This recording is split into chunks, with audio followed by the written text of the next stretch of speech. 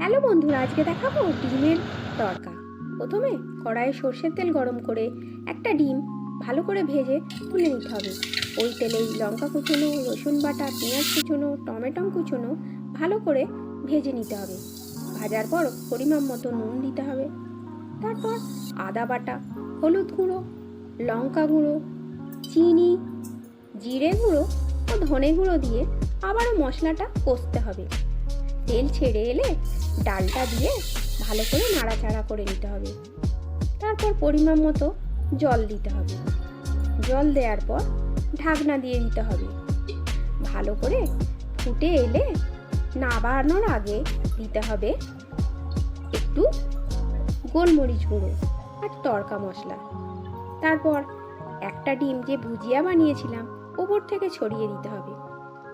সামান্য বাটার ও ক্রিম ছড়িয়ে পরিবেশন করতে হবে।